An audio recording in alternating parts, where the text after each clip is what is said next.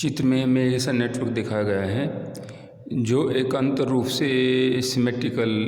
लगता है। जैसे हमारे पास यहाँ पर ये पॉइंट्स हम इधर चलते हैं तो R1 रेजिस्टेंस हमें मिलता है।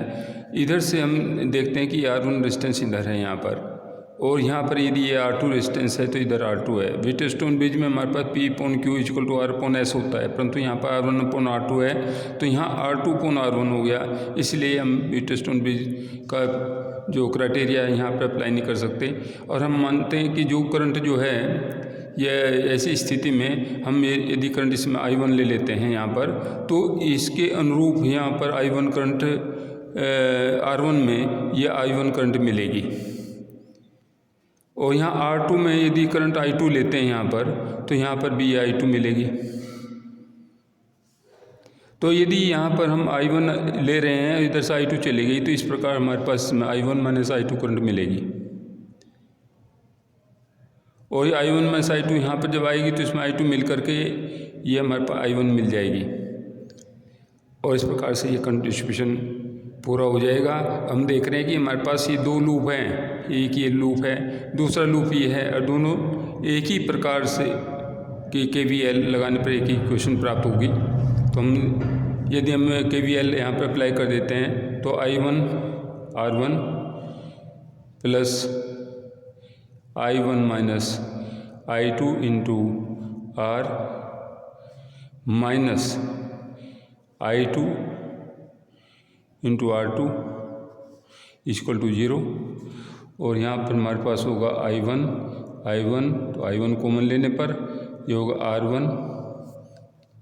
Plus R minus I2 R plus R2 this = 0। तो हम इसको यहाँ पर ऐसे ले सकते हैं I1/I2 = R plus R2 upon R plus R1। मान लीजिए K के बराबर है, तो हमारे पास I1 = I2K, और ये इक्विवेलेंट रेजिस्टेंस यदि हम निकालें तो यहाँ पर जो करंट होगी टोटल वो होगी I1 प्लस I2, और यहाँ पर टोटल करंट कितनी आएगी, यहाँ पर भी I1 प्लस I2। इस प्रकार से यदि इसका इक्विवेलेंट रेजिस्टेंस हमारे पास RAB है तो हमारे पास हो जाएगा total current I1 plus I2, ये फ्लो करती है कि इसमें RAB में, और हमें कितना प्राप्त होता है V वोल्टेज, यानी कि this voltage plus this voltage, तो इसकी क्रॉस वोल्टेज कितनी होगी I2 R2, इसके क्रॉस वोल्टेज होगी I1 R1। यदि हम इनकी वैल्यू पुट कर दें I1 = I2K,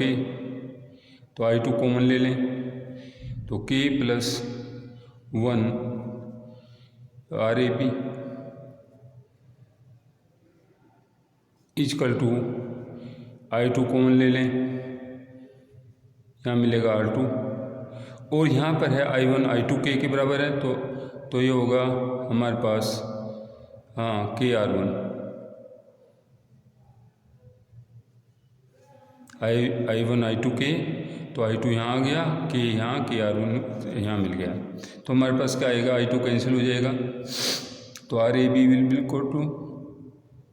RAB हमारे पास हो जाएगा R2 plus KR1 upon K plus 1। यहाँ पर K की वैल्यू पुट कर दीजिए तो हमारे पास हो जाएगा R2 plus R1 into K R plus R2 upon R plus R1 over R plus R2 upon R plus R1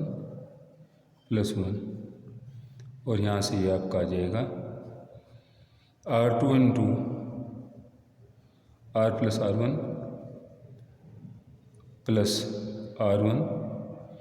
into R plus R2 over R plus R2 R plus R1 यहाँ से मिलेगा तो 2R plus R1 plus R2, ये equivalent resistance होगा R A B